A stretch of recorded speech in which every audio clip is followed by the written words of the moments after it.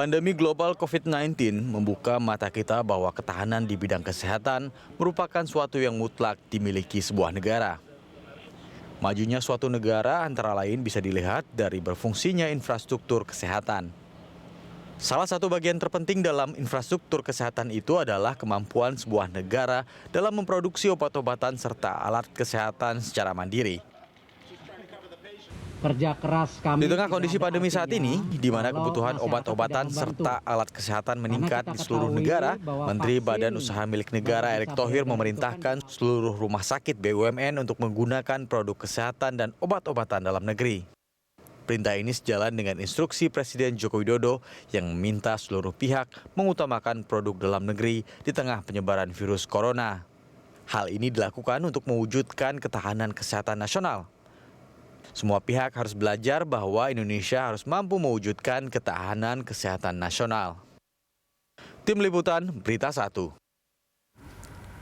Pemirsa, di tengah pandemi COVID-19 seperti saat ini, kebutuhan obat-obatan serta alat kesehatan meningkat di seluruh negara. Pemerintah kita memerintahkan seluruh rumah sakit BUMN untuk menggunakan produk kesehatan dan obat buatan dalam negeri. Itu semua dilakukan untuk mewujudkan ketahanan kesehatan nasional. Lalu seperti apakah kekuatan Alkes di negeri kita? Untuk membahasnya telah bergabung bersama kami di studio staf ahli bidang ekonomi kesehatan Kementerian Kesehatan, Muhammad Subuh. Selamat siang, Pak Subuh. Terima kasih telah hadir. Dan pemirsa juga telah bergabung bersama kami ada Deputi Bidang Ilmu Pengetahuan Teknik LIPI, Pak Agus Haryono. Selamat siang, Pak Agus. Selamat siang. Apa kabar, Pak? Baik. Baik, oke, saya ke Pak Subuh dulu nih. Ya. Tampaknya belakangan ini Alkes kita itu meningkat ya secara signifikan karena memang ada ujian yang sedang kita hadapi juga, yaitu pandemi COVID-19. Akhirnya dalam negeri sendiri menggenjot bagaimana Alkes ini bisa kita produksi di dalam negeri. Nah, sebenarnya untuk kesiapan dari Alkes kita sendiri sejauh ini seperti apa sih, Pak? Ya, begini ya, kalau kita melihat perkembangan dari produk Alkes maupun farmasi kita, ini sudah sebenarnya sudah ada suatu instruksi Presiden tahun 2016, di mana instruksi itu melibatkan 17 kementerian dan lembaga yang mempunyai peran bagaimana kementerian lembaga itu mengembangkan alat kesehatan, industri alat kesehatan dan juga kefarmasian. Nah, untuk itu kan ada beberapa yang ditugaskan dari sisi Kementerian Kesehatan. Yang pertama adalah kita harus bisa menjamin bahan baku, ketersediaan bahan baku. Dan juga bagaimana kita bisa mengambil alih teknologi dan juga inovasi-inovasi yang kita lakukan. Barulah kita berbicara bagaimana manufaktur tersebut dan juga bagaimana kemandirian. Nah, tentunya ini kita akselerasi terus. Tetapi dengan adanya COVID-19, semua kita terperangah. Ya, dunia terperangah. Sekuat apapun dunia pada saat ini juga mengalami semacam bagaimana mereka mengevaluasi sistem kesehatan mereka. Dan kita sudah menyadari bahwa kesehatan itu merupakan bagian inti dari ketahanan nasional kita, gitu loh. Begitu terjadi apa yang disebut dengan global public health problem, global public health problem ini kebanyakan disebabkan oleh penyakit menular yang kita sebut dengan pandemi. 2003 kita ada pandemi SARS, ya. 2008 kita flu burung, ya kan. Nah, kemudian yang sekarang COVID-19. Jadi artinya apa? Kita terus-menerus meningkatkan kapasitas dan kapabilitas dari sisi bagaimana kita bisa memenuhi kebutuhan dalam negeri. Tapi dari pandemi ini sendiri evaluasinya seperti apa? Apakah memang kurang canggih dari sisi teknologi atau kurang kuantitasnya atau seperti apa sih, Pak? Begini ya, di saat ini ya berdasarkan Undang-Undang Kesehatan 36/2009 itu dikatakan bahwa seluruh alat kesehatan yang ada di Indonesia dan seluruh obat harus ada izin edar. Nah, sekarang kalau kita evaluasi izin edar yang sudah dikeluarkan ini ada sebanyak 2.000 alat kesehatan. Tetapi dari 2.000 alat kesehatan tersebut yang sudah ada, itu 90%-nya masih merupakan alat impor. Ya. Nah, kalau kita berbicara produksi dalam negeri, tentunya kita punya suatu perencanaan ya, punya perencanaan rencana strategi untuk mengembangkan ini. Ini yang sudah masuk ke dalam peraturan Menteri Kesehatan pada tahun 2017 yang lalu. Nah, itu ada tahap-tahapnya.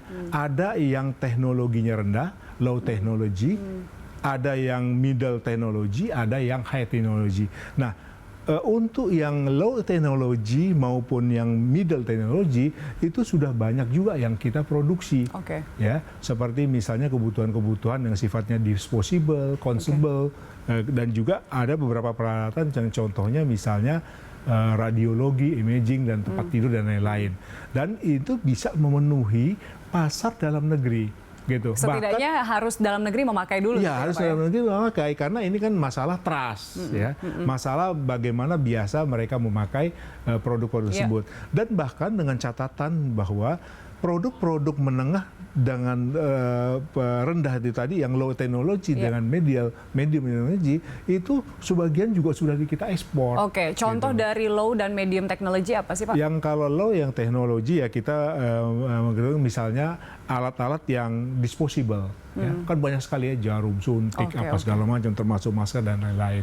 Nah, yang medium bisa dikategorikan sebagai alat-alat misalnya kita produksi alat gigi, ya, terus kemudian tempat tidur yang elektrik dan yang lain-lain, ya, dan juga beberapa peralatan-peralatan yang memang kita masih terbatas sekali peralatan medis yang bisa menggunakan listrik, ya, yang elektrikal. Nah, itu sudah bisa kita produksi dan sudah menyebar ya di Jawa Timur, Jawa Tengah, bahkan Jawa Barat dan DKI juga sudah pabrik-pabrik yang sudah ada, dan sudah cukup banyak ya kita, karena apa? Regulasi yang kita buat untuk alat kesehatan ini harus harmonis dengan regulasi yang sifatnya regional, ASEAN atau RCEP ya, Regional Comprehensive Economic Partnership, ya, dari 16 negara, begitu juga dengan yang sifatnya global. Ya, pengakuan dari WHO, dari beberapa negara Eropa dan lain-lain. Nah, itu jadi ada sesuatu yang kita lihat fakta pada saat pandemi itu APD sempat kekurangan begitu ya. Tapi pada akhirnya ternyata juga kita ketahui ternyata anak bangsa itu bisa banyak memproduksi Pak begitu. Kenapa nggak dari dulu nih digenjot begitu? Ya, soalnya tadi saya katakan yang disebut dengan Global Public Health Program yang pada saat ini kita hadapi, itu juga kita tidak menyangka bahwa kebutuhan itu akan begitu besar, ya. Bahkan bukan Indonesia saja yang kurang, ya. Bahkan sekelas Amerika juga sekelas Amerika, sekelas Eropa juga mengalami kekurangan. Tetapi kan alhamdulillah diversifikasi bidang usaha, ya, kita bisa memproduksi dengan begitu cepat. Sekarang ini produk-produk APD kita, masker kita dan lain sudah dalam kategori ekspor. Artinya kita sebenarnya capable untuk bisa memproduksi itu. Capable ya untuk bisa memproduksi tersebut. Tetapi memang momen inilah yang kita lihat bahwa kita tersentak, kita terkejut, tetapi kita tidak begitu lama untuk sadar dan bisa bergerak untuk memproduksi. Nah, jadi adalah faktor-faktor yang positif yang seperti ini secara psikologis ini juga memperkuat daya tahan kita, ketahanan nasional menguji kita, ketahanan ya. nasional dari Karena kalau kita lihat dari suatu ketahanan nasional dan bidang kesehatan, ini pada saat ini orang semua berjuang, negara berjuang. Dilihat dari dua, daya juang dan daya tahan. Gitu. Nah, Indonesia udah sampai di mana? Kita dua-duanya bergerak terus. Daya juang kita, daya tahan kita, termasuk dalam industri kefarmasian dan alat kesehatan. Baik, Pak Subuh, kita ke Pak Agus dulu nih. Pak Agus, menurut Anda kualitas dari alat kesehatan kita sejauh ini seperti apa perkembangannya? Ya, ini alhamdulillah memang seperti disebutkan oleh pembicara tersebut bahwa kemampuan kita terlihat sudah mulai meningkat ya, dan terlihat hasil-hasil riset dari baik dari LIPI, dari BPPT, dari universitas ini menjawab permasalahan COVID-19 ini, memunculkan hasil-hasil riset yang bisa dimanfaatkan di tenaga kesehatan. Sejauh ini apa saja yang LIPI lihat berkembang begitu, apalagi dalam pandemi COVID-19 ini? Ya, terutama di ventilator misalnya ya, ventilator sudah bisa dihasilkan berbagai tipe dari LIPI, dari BPPT, dari ITS, UGM, UI itu masing-masing sudah menghasilkan berbagai tipe yang memang sudah dimanfaatkan di berbagai rumah sakit dan sudah mendapatkan izin edar dari Kementerian Kesehatan. Kemudian deteksi kit misalnya ya, ini sekarang sudah mulai muncul deteksi kit yang bisa dimanfaatkan, sudah keluar izin edarnya.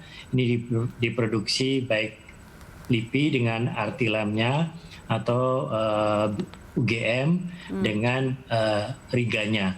Ini masing-masing punya keunggulan masing-masing untuk bisa dimanfaatkan mendeteksi penyakit COVID-19 ini. Ya, Pak Agus, mengapa menurut Anda begitu penting bagi kita Indonesia dengan populasi yang sangat banyak begitu ya, untuk bisa memproduksi alat kesehatan sendiri?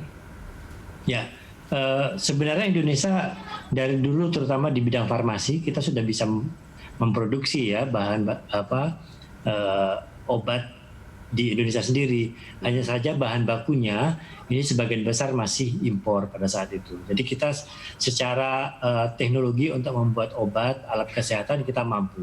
Tinggal bagaimana kita memperkuat riset dasarnya agar kita bisa memproduksi spare part atau bahan baku dasar bagi alat kesehatan maupun bahan baku farmasi tersebut tadi. Artinya memang bahan baku ini masih menjadi salah satu kendala ya untuk bisa memproduksi alat kesehatan sendiri dalam negeri ya. Dan ini tidak bisa secepat kita membalikan tangan. Ini perlu riset terus-menerus dan perlu didukung oleh semua pihak. Dan kita alhamdulillah dengan COVID-19 ini kerjasama lintas kementerian dengan triple helix ini betul-betul terjalin, semua bekerja bersama-sama untuk menghasilkan produk yang bisa dimanfaatkan di Indonesia. Baik, Pak Agus tetap di sana, kita masih akan lanjut dialog kita usai jeda. Pemirsa tetaplah bersama kami di Landstalk.